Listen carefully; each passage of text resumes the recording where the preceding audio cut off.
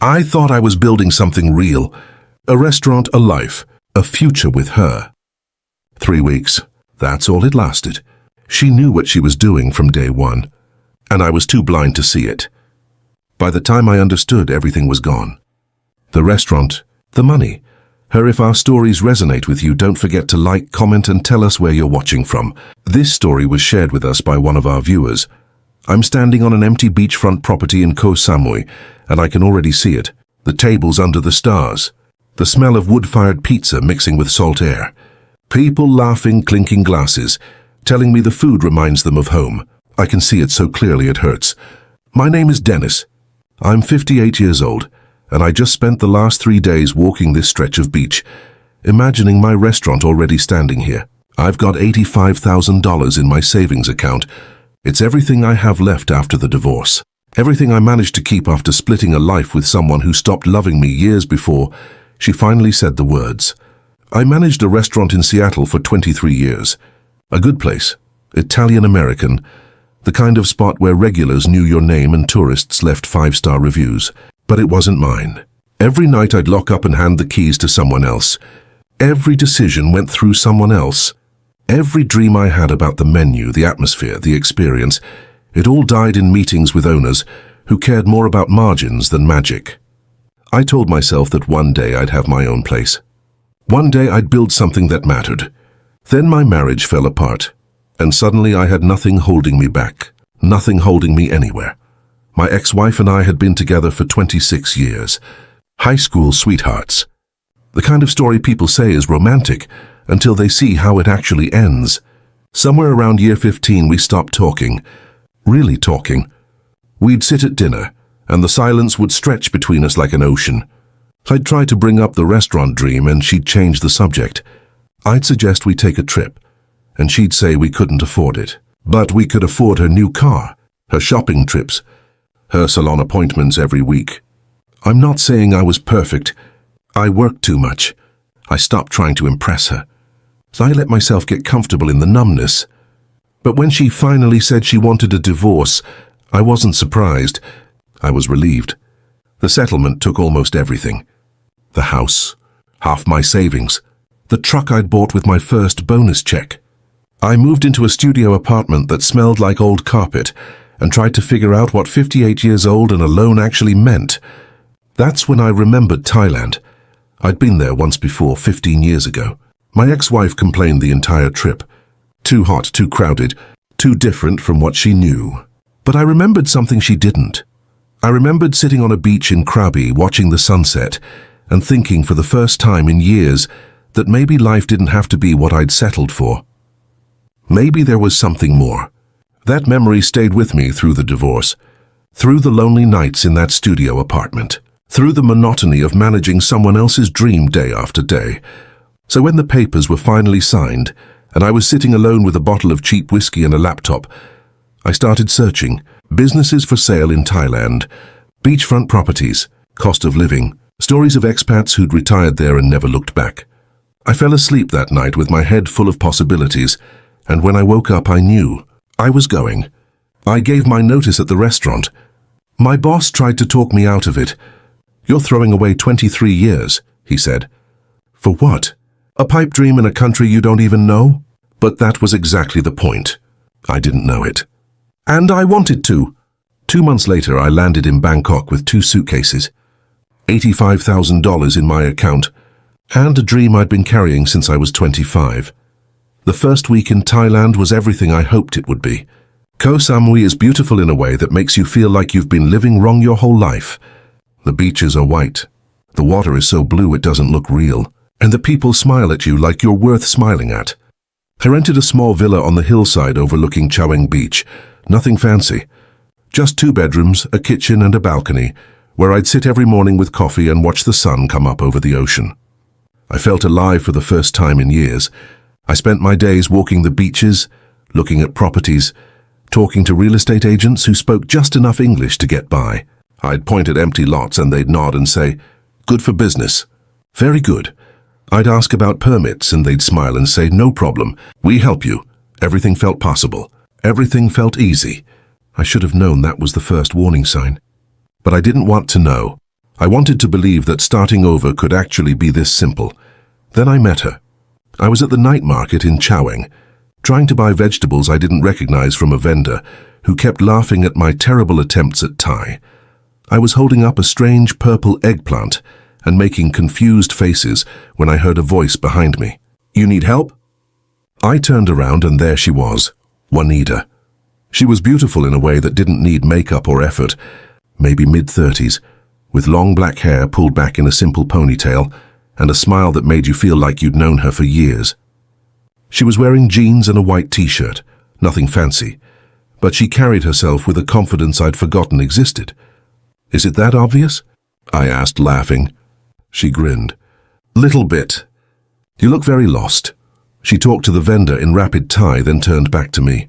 "She says you're picking the wrong vegetables. These ones are better." She pointed to a different pile. I bought what she suggested, and we ended up walking through the market together. She told me her name was Juanita, that she'd grown up in Bangkok but moved to Samui 8 years ago. She worked as a tour guide, showing foreigners around the island, helping them find the places tourists never see. "It's good work," she said, "but not stable. Some months are good. Some months I barely make rent." I told her I was looking to open a restaurant. Her whole face lit up. "That's amazing," she said. "Not many people have the courage to start over like that, especially at your age." She said it without malice, just honest observation, and somehow that made it feel like a compliment. We talked for maybe 30 minutes, about Thailand, about Seattle, about what it's like to leave everything behind and try to build something new. When we finally said goodbye, she handed me a card with her phone number. "If you need help with anything, call me," she said. "I know everyone here. I can make things easier for you." I thanked her, tucked the card in my wallet, and figured I'd probably never use it. 2 days later, I was standing in a property office with a lease agreement I couldn't read and an owner who didn't speak English. I remembered Juanita's card. I pulled out my phone and called. She answered on the second ring. "Dennis," she said, and I was surprised she remembered my name. "I was wondering when you'd need me." She met me at the office within an hour. She walked in wearing a sundress and sandals, but the moment she started talking to the property owner, her whole demeanor changed. She was professional, sharp. She asked questions I hadn't even thought of. She pointed at sections of the contract and argued in Thai, her voice firm but not aggressive. After maybe 20 minutes, she turned to me and smiled. "He was trying to overcharge you," she said. "I told him you're my friend. He'll lower the rent by 30% and include utilities for the first 6 months. I stared at her, amazed. "I didn't have to do that." She shrugged, still smiling. "That's what friends do, Dennis." That was the first time she called me a friend. And something about the way she said it made me feel less alone than I'd felt in years. We started meeting every day after that. She'd take me to property owners, contractors, kitchen equipment suppliers. She'd translate everything, negotiate prices I never could have gotten on my own, explain the local customs and rules that I'd never understand without help. I was amazed at how connected she was. Everyone seemed to know her. Shop owners, restaurant suppliers, local government officials. She'd walk into a building and people would smile and greet her by name. So I felt lucky to have found her. No, that's not right. I felt lucky she'd found me. One morning, about a week after we started working together, we were having coffee at a beachside cafe, the kind of place with plastic chairs and the best iced coffee I'd ever tasted. She was showing me photos on her phone of different restaurant designs, asking what I liked, what felt right. Then she put the phone down and looked at me. "Can I ask you something personal?" she said. I nodded. "Why did you really come here, Dennis?" I thought about lying, about giving her the simple answer. But something in her eyes made me want to tell the truth. "I was married for 26 years, I said. And somewhere along the way I forgot who I was. I became this version of myself that fit into her life, into the job, into the routine. And when it all fell apart, I realized I didn't know who I was anymore. So I came here to find out." She reached across the table and touched my hand, just for a second. "I understand that," she said quietly. "More than you know." Then she told me about her life. She had a daughter, 9 years old, living with her mother in a small village near Chiang Mai. She sent money every month as much as she could, but it was never enough to bring her daughter to the island. I miss her every day, Juanita said, and I could see the pain in her eyes. But there's no work in the village. If I go back, I can't provide for her. If I stay here, I can't be with her. So I'm stuck. She worked as much as she could. Tour guide jobs, translation work, helping foreigners navigate visas and business permits. I work hard, she said, but I never get ahead. I'm always just surviving, you know? I did know. I knew exactly what she meant. We sat there in silence for a while watching the waves, and I felt a connection I hadn't felt with anyone in years. Not attraction, not yet, just recognition. Two people who'd been broken by life in different ways, sitting across from each other and understanding without having to explain. You're helping me build something, I finally said. Maybe we can build it together. She looked at me for a long time, her eyes searching mine. Then she smiled. I'd like that, Dennis. I'd really like that. The property we finally chose was perfect. Right on Lamai Beach. A small building with open-air seating and a view of the ocean that took my breath away every time I looked at it. There was room for maybe 25 tables, a kitchen that needed work but had good bones, a small office in the back, a bathroom that needed updating. But I could see the potential. I could see what it would become. The rent was 40,000 baht a month, about $1,200. The owner wanted a 5-year lease with the first 6 months paid up front. It was more money than I wanted to spend all at once, but Juanita convinced me it was worth it. This location is perfect, she said. You'll get tourists from the beach and locals from the village. You can't beat that. I signed the lease on a Friday afternoon.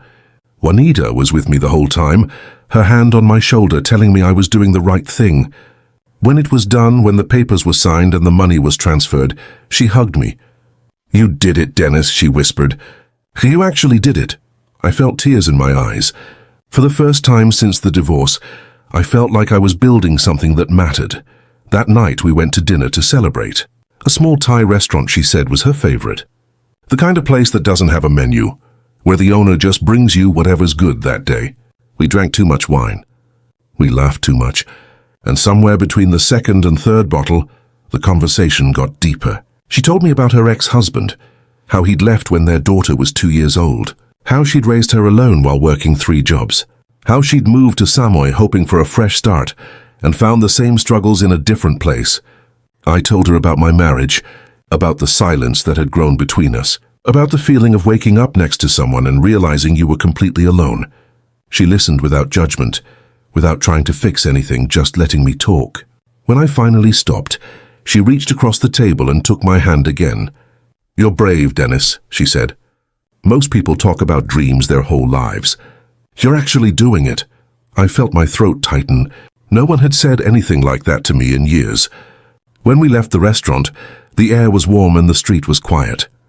We stood on the sidewalk, the ocean somewhere behind us in the darkness, and she looked up at me. Thank you for trusting me, she said. Then she kissed me. It wasn't planned. It wasn't something I expected, but it felt right. We stood there for a long moment, her hands on my chest, and for the first time in years, I felt like maybe I wasn't too old to start over. Maybe I wasn't too broken to be loved. We can do this together, she whispered against my lips. You and me. We can build something amazing. I believed her. The next morning I woke up with her next to me in bed. The sunlight was coming through the window, and for a moment I just lay there watching her sleep. She looked peaceful, young. I felt a surge of something I couldn't quite name. Gratitude maybe, or hope, or fear that this was too good to be true. Over breakfast on the balcony, I asked her something I'd been thinking about since we signed the lease. Do you want to be my partner? I said, like officially, not just helping me but actually owning part of this. She looked up from her coffee, surprised. What do you mean? I mean 30% ownership, I said. You've done so much already. You know the island. You know the people. I couldn't do this without you. So let's do it together. Real partners. Her eyes filled with tears. She set down her coffee and covered her face with her hands. Dennis, she said, her voice breaking. No one has ever believed in me like that. I reached across the table and took her hands. Well, I do, I said. I believe in you. She cried for a few minutes and I just sat there holding her hands, feeling like I'd done something right for the first time in a long time. When she finally composed herself, She smiled at me through the tears. "Okay," she said. "Partners." We spent the rest of that week planning everything. The menu, the name, the atmosphere. Juanita wanted to call it the Driftwood. "Because you were drifting," she said, "and now you've found a place to stay." I loved it. It was perfect. We decided on Italian-American food with a Thai twist. Wood-fired pizzas, fresh pasta, local seafood. Things I knew how to make, things tourists would recognize, but with flavors that felt authentic to the island. Juanita drew up a basic business plan. She knew a graphic designer who could make a logo. She knew a contractor who could handle the renovations. She knew everyone, and everyone seemed eager to help. One afternoon, we were sitting in the empty restaurant space, surrounded by paint samples and furniture catalogs, when she brought up the bank account. "We should open a joint account for business expenses," she said casually. "It'll make everything easier. I can pay contractors, suppliers, utilities. You won't have to worry about translating everything or figuring out the bank system here." I hesitated. Not because I didn't trust her, I did, but because it felt like a big step. Like the kind of step that meant there was no going back. She must have seen something on my face because she laughed softly. "You don't trust me?" she asked, but her voice was gentle, not accusatory. "No, it's not that," I said quickly. I don't know, it's a lot of money." She nodded slowly. "I understand. Your ex-wife hurt you. You're afraid I'll do the same thing." Her words cut through me, because they were true. "Dennis," she said, moving closer and taking both my hands. "I'm not your ex-wife. I'm not going to hurt you. We're building this together, remember? I want this to work just as much as you do." Her eyes were so sincere, her voice so gentle, that I felt every doubt I had start to melt away. "Okay," I said. "Let's do it." We went to the bank the next day and opened a joint account. I transferred $40,000 into it that afternoon. That night, lying in bed next to her in the villa, listening to the ocean in the distance, I felt something I hadn't felt in years. Hope. Real, tangible hope that maybe my life was finally heading in the right direction. Construction started exactly 2 weeks later. I wanted to be involved in everything. I'd show up at the property at 7 in the morning, ready to work, ready to understand what was happening. But Juanita would already be there, talking to the contractors in rapid Thai, pointing at blueprints, making decisions. "Dennis, you don't need to be here for this," she'd say with a smile. "Go enjoy the beach. Let me handle the boring stuff." But I wanted to be there, I wanted to understand. "I can help," I'd insist. She'd touch my arm gently. "You don't speak Thai. You don't know how construction works here. Trust me, okay? Let me take care of this part." So I did. I trusted her. I spent my mornings at the beach, my afternoons planning the menu, my evenings with her. The restaurant started taking shape faster than I expected. The contractor worked incredibly fast. Open-air seating with wooden tables and benches, string lights overhead. A small bar area. The kitchen was gutted and rebuilt with new equipment. I insisted on a wood-fired pizza oven, even though Juanita said it was expensive. "This is the heart of the restaurant," I told her. "People will come for the pizza, trust me." She smiled and kissed my forehead. "Okay, Dennis, we'll do it your way." The oven cost $8,000, but when it was installed, it was perfect. Exactly what I'd imagined. But the bills started piling up faster than I expected too. Every week, Juanita would show me new invoices, contractor fees, material costs, kitchen equipment, furniture, permit renewals, business licenses. Every time I saw a new number, my chest would tighten a little more. "This seems like a lot," I'd say. She'd nod sympathetically. "I know, but this is what it costs. Everything is more expensive here than you think." I transferred another $15,000 into the joint account for equipment, then another $10,000 for furniture and decorations. Then another $5,000 for marketing materials and a website. Every time I hesitated, Juanita would reassure me. "It's an investment, Dennis. We'll make it back." And I believed her because I wanted to, because she was the only person who understood what I was trying to build. She moved into my villa around that time. It wasn't a big conversation. She just started staying over more often, until one day she showed up with 2 suitcases and said, "Is this okay?" Of course it was okay. It felt natural. We were building a life together, not just a restaurant. We'd wake up together, have coffee on the balcony, drive to the property together, come home together. It felt like what a partnership should feel like. But small things started bothering me. Little things I tried to ignore. She was always on her phone, always texting. When I asked who it was, she'd say suppliers or contractors. Just business stuff, Dennis, nothing important. She'd disappear for hours at a time. I'd wake up in the morning and she'd be gone. Meeting with the electrician, she'd say when she came back. Or picking up supplies. I wanted to believe her, I needed to believe her, but there was something in the way she said it that felt rehearsed. One afternoon, I asked if I could come with her to meet a supplier. She laughed it off. "You'd be bored out of your mind," she said. "They don't speak English anyway, just relax. Enjoy your day." So I did. I tried to, but the doubt was starting to creep in. The doubt I'd promised myself I wouldn't let control me anymore. One night, I checked the joint account on my phone. $18,000 was missing. Just gone. I sat there staring at the screen, my hands shaking, trying to make sense of the transactions. Transfers to accounts I didn't recognize, cash withdrawals, payments to vendors with names I couldn't pronounce. When Juanita came home that night, I asked her about it. I tried to keep my voice calm. "Hey, I was looking at the account. Can you help me understand some of these charges?" She didn't seem worried at all. She pulled out a folder she kept in her bag and spread a stack of invoices across the kitchen table. All in Thai, all with numbers that didn't quite match what I'd seen. "This is normal here, Dennis," she said calmly. "Everything costs more than you think. Permits require. Payments to the right people. You know what I mean?" I didn't. "Like bribes?" I asked. She shrugged. "That's such an ugly word. Think of it as making sure things happen smoothly. That's how business works in Thailand."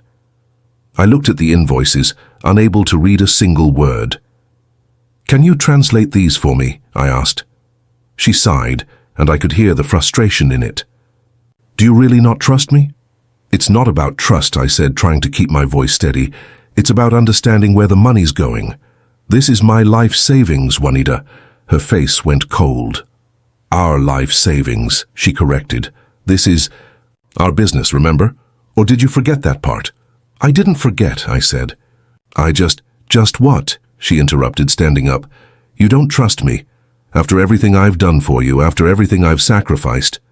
"Sacrificed?" I said, confused. "What have you sacrificed?" She grabbed her purse. "If you have to ask that question, then you don't know me at all." She walked out of the villa, and I sat there alone with the invoices I couldn't read, feeling like I'd done something wrong, like I was the problem, like I was the paranoid, controlling man who couldn't just let go and trust someone. So I let it go. I wanted to trust her. I wanted to believe that this was just how things worked in a country I didn't understand. I wanted to believe that I wasn't making the same mistake I'd made in my marriage, letting suspicion and doubt poison something good. The restaurant finally opened on a Friday night in late September. Opening night. I'd been dreaming about this moment for 30 years. I spent the entire day prepping, making pizza dough from scratch, preparing sauces, marinating chicken and seafood, chopping vegetables. I wanted everything to be perfect. Juanita handled the front of house.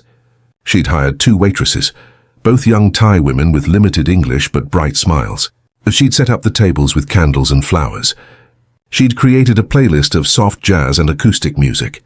When the first customers walked in at 6 o'clock, my heart was pounding so hard I thought it might explode. By 7, the place was packed. 20 tables full. Expats who'd heard about us through Juanita's connections. Tourists who'd seen our signs on the beach. Thai families from the village. The energy was incredible. I stood in the kitchen, sweat dripping down my face, pulling pizzas out of the oven, plating pastas, and for a few hours I felt like I'd actually done it. I'd built something real. During a quiet moment around 9, I stepped outside to catch my breath. The beach was dark except for the moonlight on the water. I could hear the waves. I could hear laughter from inside the restaurant. I felt proud. Actually proud. Then I saw Juanita. She was standing near the parking area, talking to a Thai man I'd never seen before. They were close. Too close. His hand was on her arm, and she was smiling at him in a way that made my stomach turn. I walked over slowly, and she quickly stepped back when she saw me. "Dennis," she said brightly, but I could hear the edge in her voice. "This is my cousin Somchai. He's been helping with some local connections." The man nodded at me but didn't say anything. He was younger than me, maybe 40, with tattoos on his arms and an expensive watch. He looked at Juanita, said something in Thai that made her laugh, then walked away. "Your cousin?" I asked. "Yes," she said firmly. "Why?" "You never mentioned him before." She brushed past me toward the restaurant. "I have a lot of family, Dennis. I can't introduce you to all of them." I wanted to push it, but customers were waiting, so I let it go. Again. The next morning I was up early to check the register. We'd made 32,000 baht. I counted it twice to be sure. About $900. I felt a surge of pride. It wasn't a fortune, but it was a solid start. Then Juanita came into the office, fresh from the shower, her hair still wet. "Good morning," she said, kissing my cheek. "How'd we do?" 32,000, I said, smiling. She frowned slightly. "Are you sure?" "Yeah, I counted twice. Why?" She pulled out a small notebook from her purse. "I have 18,000 recorded." My smile faded. "What?" "No, it was definitely 32. I counted the register myself. Some customers paid me directly," she explained, her voice calm. "It's easier that way. Less confusing for the waitresses. I have it recorded separately." "Where?" I asked. She flipped through the notebook, showing me numbers in Thai script. "Here, see?" I couldn't read it. I couldn't understand any of it. "Juanita, why would customers pay you directly instead of the register?" "Dennis," she said, and her voice had that edge again. "This is how it works here. You don't understand the culture. You don't understand how business works in Thailand. You have to trust me." There was that word again, trust.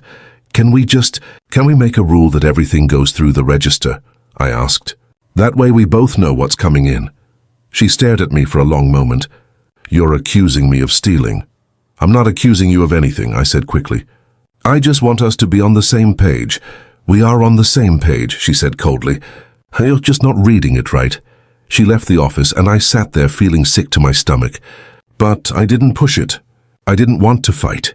I didn't want to be the paranoid foreigner who couldn't adapt to a different way of doing things. That week business was decent. Not great, but decent. We were getting maybe 20 to 25 customers a night. Enough to cover costs, but not enough to make a real profit. Not yet, anyway. I kept telling myself it was early. Word of mouth takes time. We just needed to be patient. But Juanita started talking about hiring a manager. "Someone local," she said one evening over dinner. "Someone who understands the Thai customers and can help us expand." I put down my fork. "Expand? We just opened a week ago." "I know," she said. "But we need to think ahead.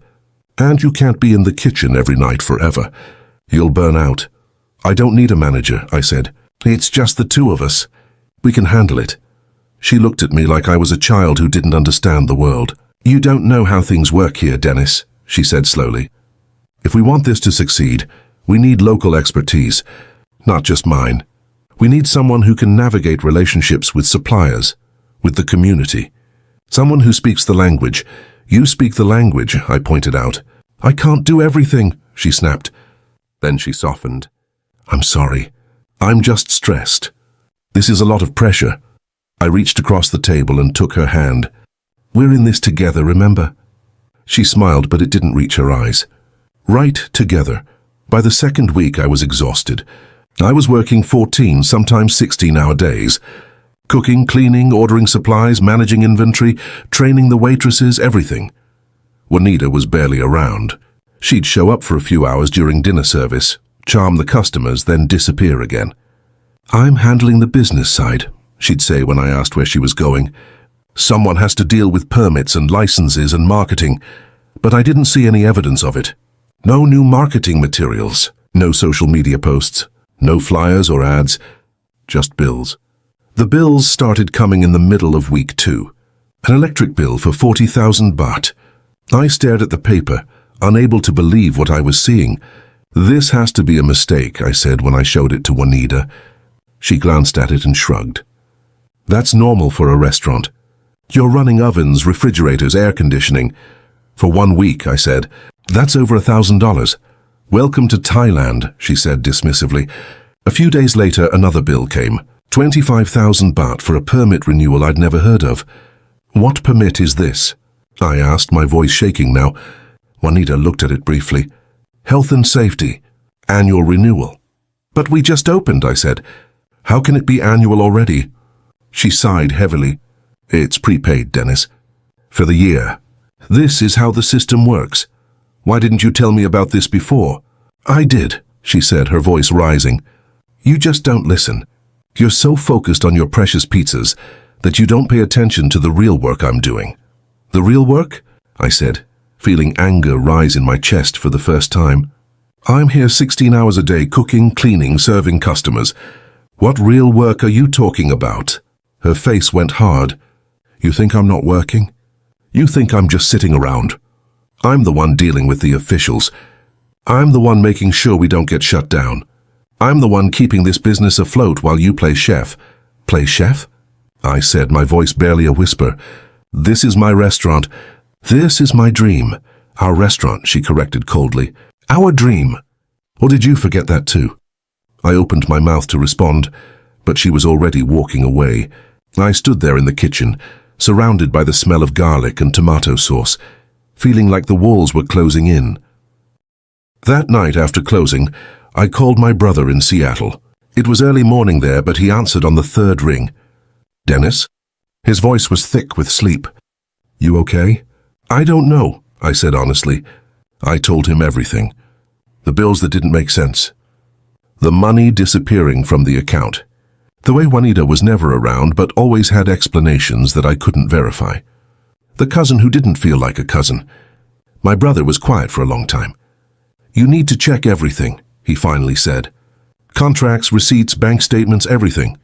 I don't want to be that guy, I said. I don't want to be the paranoid husband who doesn't trust his partner. You're not her husband, my brother said gently. You're her business partner. And business partners check the books. That's not paranoia, Dennis. That's basic common sense. But she'll think I don't trust her, I said. Do you? My brother asked. I didn't answer because I didn't know anymore. Check the account, he said. Tonight, before you go to bed. Just look at the numbers. Then call me back. So I did. I waited until Juanita was asleep. Then I went out to the balcony with my laptop. The ocean was dark and quiet. The stars were out. It should have been peaceful, but my hands were shaking so badly I could barely type in my password. I logged into the joint account and started scrolling through the transactions. Out of $65,000, there was $3,200 left. $3,200. I felt like I couldn't breathe. I scrolled through the transaction history, my vision blurring. Transfers to accounts I didn't recognize. Cash withdrawals of 5,000, 7,000, 10,000 baht at a time. Payments to vendors with names I'd never heard of.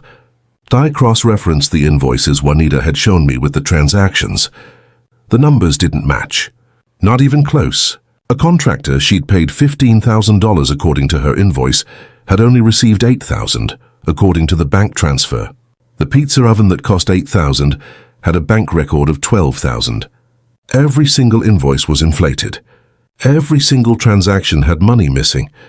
I sat there for 2 hours, going through everything, and by the end I couldn't deny it anymore. She was stealing from me. She had been from the beginning. When Juanita woke up the next morning, I was still on the balcony. I hadn't slept. I couldn't. She came out in one of my t-shirts, her hair messy, looking beautiful and sleepy. You're up early, she said, smiling. I held up my laptop. Can you explain this? Her smile faded when she saw the screen. She didn't even sit down. Explain what? The account, I said. My voice was steady, but barely. There's almost no money left, and the transactions don't match your invoices. She crossed her arms. I told you. That's what it costs to run a business here. No, I said. That's what it costs to steal from your partner. Her face went cold. Actually cold. Like I was looking at a completely different person. You think I'm stealing from you? She said, her voice flat. The numbers don't lie, Juanita. She laughed, but there was no humor in it. You don't understand anything, do you? You come here with your American money and your American dreams, and you think everything works the way it does in Seattle. But it doesn't, Dennis. This is Thailand. Things cost more. People need to be paid. Connections need to be maintained. That's reality. Show me the receipts, I said. The real ones. Not the invoices you wrote yourself. Her eyes flashed with anger.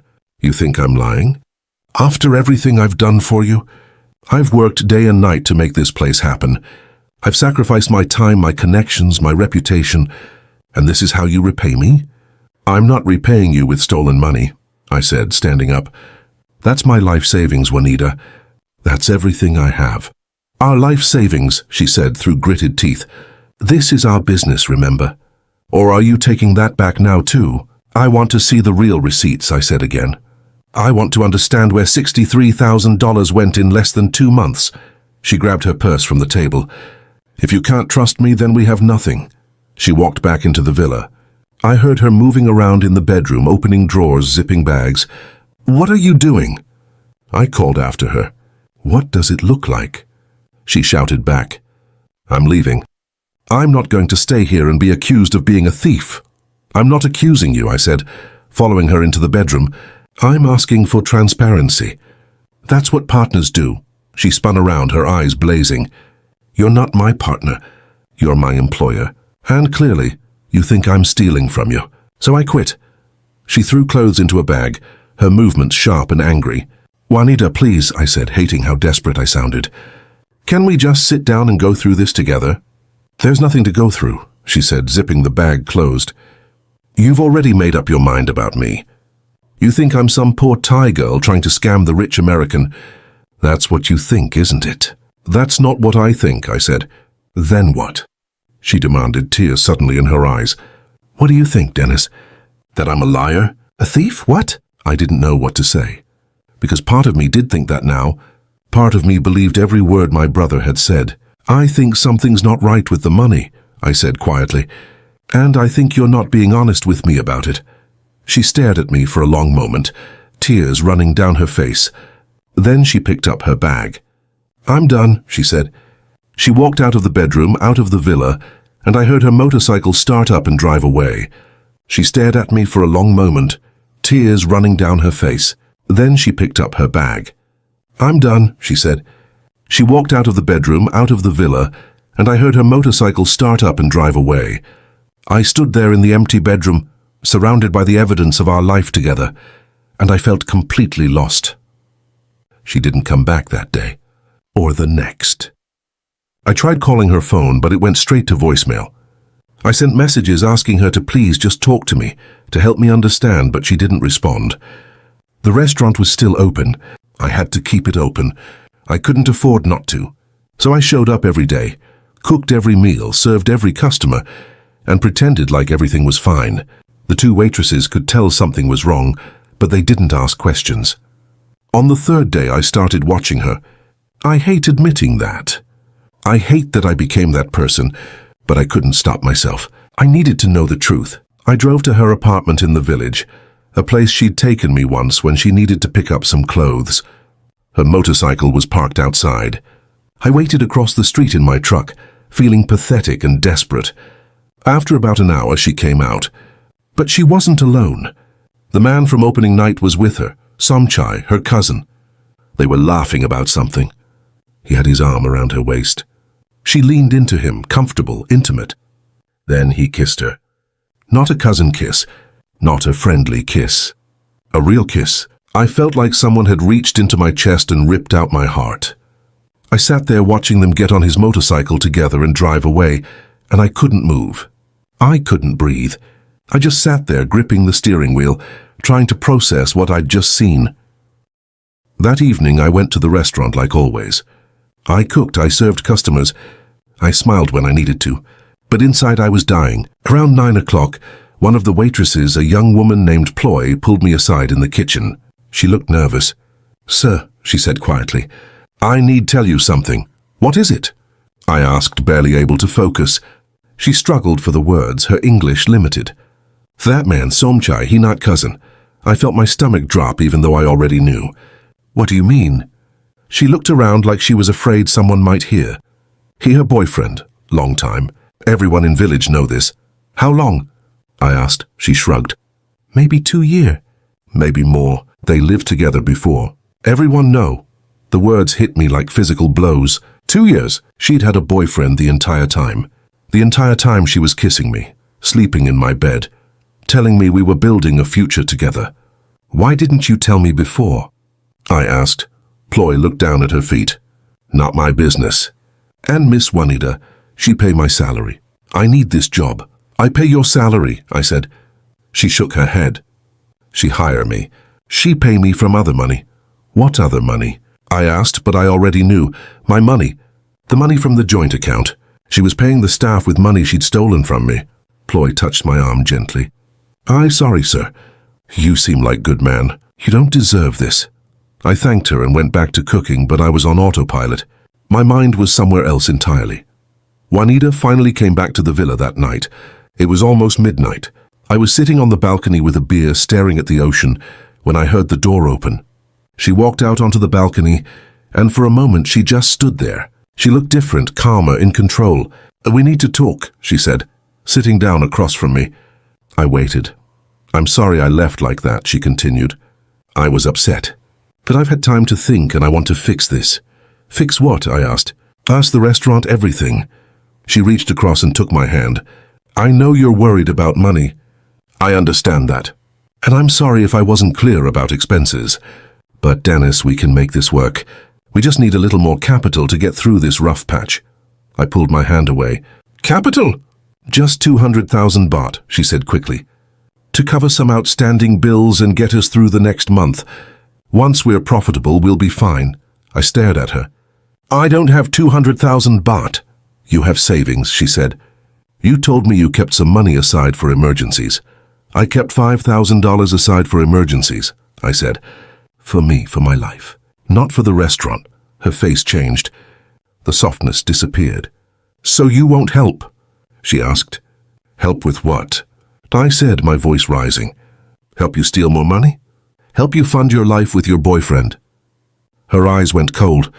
I don't know what you're talking about. Somchai, I said. Your cousin. I saw you with him. I know he's your boyfriend. She didn't even flinch. You were spying on me. I was trying to understand who I'm in business with, I shot back. And apparently I'm in business with a liar. She stood up. You don't know anything about my life, Dennis. You don't know what I've had to do to survive in this country.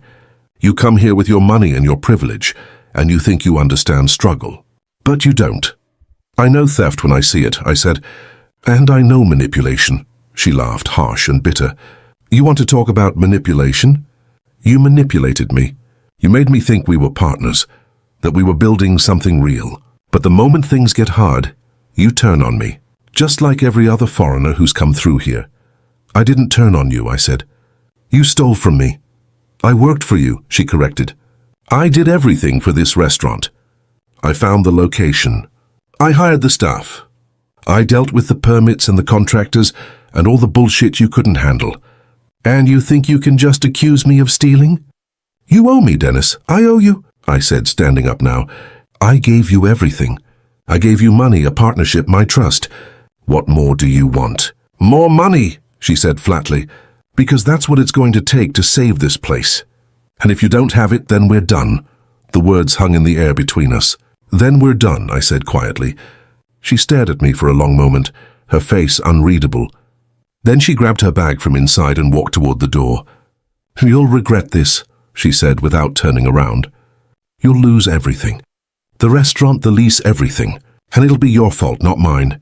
Then she was gone. The next 3 days were hell. I tried to keep the restaurant running, but everything fell apart. The contractors showed up demanding payment for work I didn't know had been done. The landlord sent a notice saying I was behind on rent, even though I'd paid 6 months up front. The electric company threatened to shut off power. Every bill, every debt, every obligation came crashing down at once. I checked the bank account again. $700 left. Out of $85,000, I had $700. I couldn't pay the contractors. I couldn't pay the landlord. I couldn't even pay the waitresses their weekly salary. On day 21 of being open, I locked the doors. I sat alone on the empty patio of the driftwood, surrounded by the tables I'd carefully chosen, the string lights I'd hung myself, the pizza oven I'd insisted on. I stared at the ocean and tried to understand how I'd gotten here, how I'd lost everything so fast. My phone buzzed. A message from Juanita, just 4 words. "You should have trusted me." I didn't reply. What was there to say? She'd won. She'd taken everything. And I'd let her because I was lonely, because I wanted to believe in something, because I needed to feel like I mattered to someone. I spent the next 2 days packing up my things from the villa. Every item I put in my suitcase felt like another piece of my dream dying.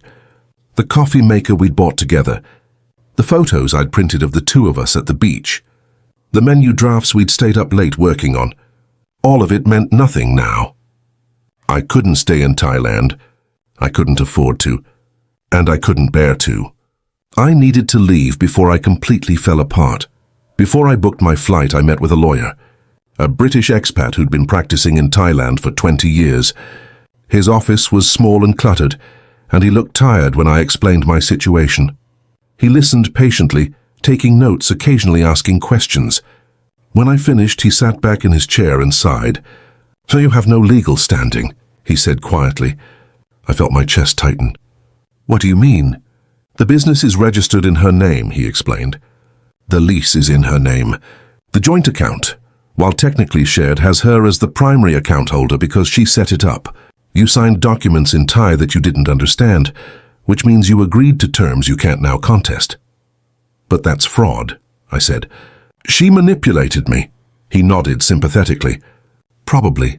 But proving that in a Thai court, as a foreigner, with no documentation in English, with no witnesses willing to testify against a local businesswoman, you'd spend the last of your money on legal fees and lose anyway." I felt sick. "So she just gets away with it?" "I'm afraid so," he said. Then he leaned forward, his voice gentle. "Mr. Dennis, I see this happen 3 or 4 times a year.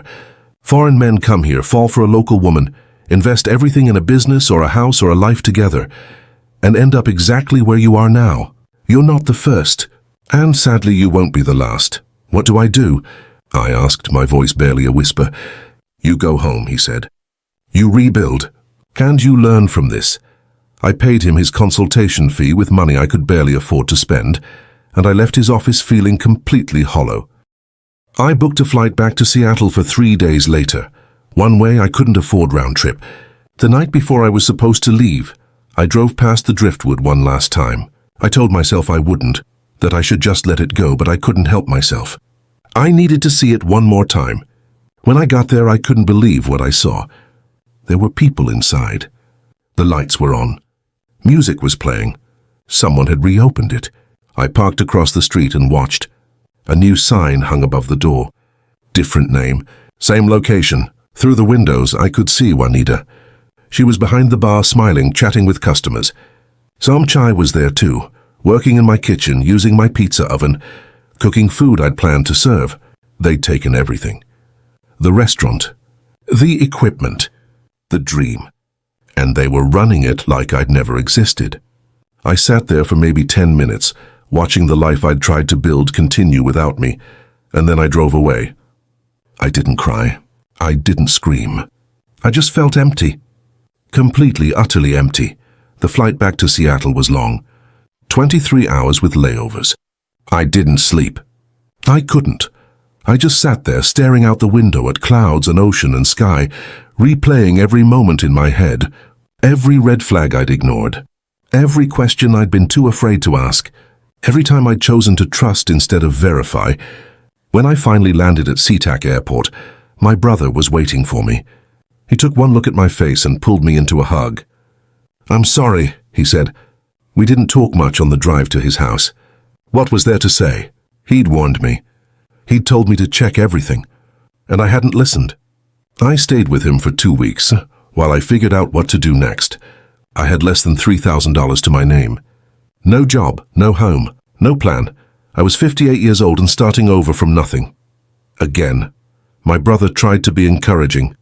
"You'll bounce back," he'd say. "You always do." But I didn't feel like bouncing back. I felt like lying down and never getting up. Eventually, I found a small studio apartment near Pike Place Market. It was tiny, barely 400 square feet, but it was cheap and it was mine. My brother helped me move in with the few things I'd brought back from Thailand. One suitcase, that's all I had left of my entire life. A friend of my brother's owned a diner downtown, and he offered me a part-time job. Washing dishes, prepping food, nothing glamorous, nothing that required skill or creativity, just work. I took it because I needed the money, and because I needed something to fill my days. The first few weeks back were the hardest. I'd wake up every morning in that tiny apartment and feel the weight of what I'd lost crushing down on me. Not just the money, the hope, the belief that I could actually build something meaningful. The idea that someone could love me for who I was and not what I had. I started seeing a therapist in October. Her name was Dr. Sarah Chen, and my brother insisted I go. "You need to talk to someone," he said. "You're not okay, Dennis, and that's okay, but you need help." Dr. Chen was patient with me. She let me talk for the first 3 sessions without really pushing back on anything. I told her about the divorce, about Thailand, about Juanita, about how stupid I felt for believing it was real. "You're not stupid," she said during our 4th session. "You were vulnerable, and people like Juanita are very good at identifying vulnerability and exploiting it. But I should have known better," I said. "I'm not some naive kid. I'm 58 years old. I've lived a whole life. How did I not see it?" She leaned forward. "Because you wanted to believe, Dennis. You wanted to believe that you could start over, that you could find love again, that you deserved happiness. Those aren't weaknesses. Those are very human desires. Juanita didn't prey on your stupidity. She preyed on your hope." Her words hit me hard because they were true. I had wanted to believe, desperately. "How do I move forward from this?" I asked. "One day at a time," she said. "You acknowledge what happened. You grieve what you lost, and you slowly rebuild trust in yourself and in the world." "What if I can't?" I asked. "What if I'm too broken?" She smiled gently. "You're here, aren't it? You're still trying. That's not broken, Dennis. That's resilient. I've been back in Seattle for 3 months now. It's January, cold and grey, and I'm working at the diner 5 days a week. It's not the life I imagined when I left for Thailand. It's not the dream I spent 30 years building in my head. But it's a life. It's something. Some nights I still think about her. About Juanita. I wonder if she thinks about me at all. If she feels any guilt about what she did. If any of it was real for her, even for a moment. I'll never know. And I'm starting to accept that maybe I don't need to know. My brother asks me sometimes if I'd ever go back to Thailand. Not to find her or confront her. Just to go back. To try again. I shake my head every time. Not because I hate Thailand. I don't. The country was beautiful. The people, most of them, were kind. But I can't go back to the place where I lost myself so completely, where I ignored every instinct I had because I was afraid of being alone. I hate that I let loneliness control me, that I made decisions based on fear instead of logic, that I trusted someone not because they'd earned it, but because I needed them to be trustworthy. Those are the things that keep me up at night. Not the money, though that hurts. Not the restaurant, though that dream is dead. But the realization that I betrayed myself, that I knew something was wrong and I looked the other way because the truth was too painful to face. Dr. Chen says I'm being too hard on myself, that everyone makes mistakes, that the important thing is learning from them and moving forward. I'm trying. I really am, but it's hard. Last week I was walking through Pike Place Market during my lunch break, and I saw a couple. The woman was Thai, maybe 30s. The man was older, American, probably my age. They were laughing, looking at spices, and she was translating labels for him. He had his arm around her waist, and she looked at him with what seemed like genuine affection. I felt my chest tighten. I wanted to walk up to him and warn him. Tell him to be careful. Tell him to verify everything. Tell him not to put all his money in a joint account. But I didn't, because maybe their story is different. Maybe she's not like Juanita. Maybe he'll be one of the lucky ones who actually finds what he's looking for. I hope so, I really do. I don't want to become the bitter old man who thinks all relationships are scams and all people are out to get you. That's not who I want to be. I'm not angry anymore. Anger takes energy I don't have. I'm just tired. And a little wiser. And maybe that's enough for now. The other day, Frank, my boss at the diner, sat down next to me during a slow afternoon shift. He's 63, been running the place for 30 years. He knows my whole story, not because I told him, but because my brother did. "You gonna be okay?" he asked, sipping his coffee. I thought about it. Really thought about it. "Yeah," I said. "I think so." He nodded slowly. "Good, because the world needs more guys like you." I frowned. "Like me, I'm a disaster." He shook his head. "No, you're a guy who tried. You took a risk. You put yourself out there. Most people are too scared to even do that. They sit around talking about their dreams for their whole lives and never do anything about it. You actually did something. It didn't work out the way you wanted, but you tried. That counts for something." I didn't know what to say, so I just nodded, but his words stayed with me. I did try. I failed spectacularly, but I tried, and maybe that is worth something. I don't dream about opening another restaurant anymore.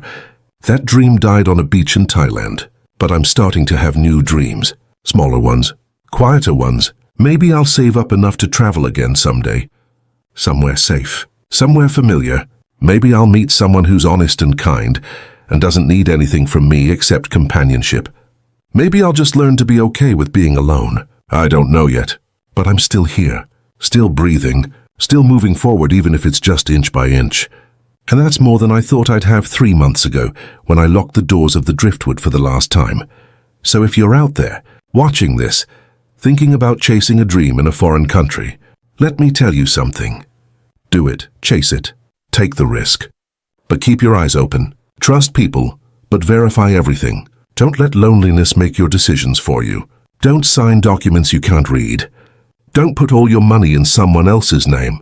And don't ignore the red flags just because you're afraid of being alone. Build your dream on solid ground, not on someone else's promises. Build it on your own strength, your own vision, your own truth, because that's the only thing no one can take from you. I learned that the hard way. I hope you don't have to. I lost $80,000 in Thailand. I lost my dream. I lost my pride. But I didn't lose myself. Not completely. I'm still here, still trying to figure out what comes next. Still learning to trust again, starting with trusting myself. It's slow. Some days I feel like I'm making progress. Some days I feel like I'm right back at the beginning, sitting on that empty patio wondering how I got there. But I keep going. Because what else is there to do? You can't change the past. You can't undo the mistakes. You can only learn from them and try not to make the same ones again. If I could go back and tell myself one thing before I left for Thailand, it would be this. Don't build your future on someone else's lie. Don't sacrifice your security for someone else's comfort. And don't ever ignore your gut just because your heart wants something different. But I can't go back. None of us can. So I'm here, in Seattle, in a tiny apartment, working at a diner, starting over at 58. It's not the life I planned. It's not the dream I chased halfway around the world. But it's real, it's honest. And it's mine. And maybe that's enough.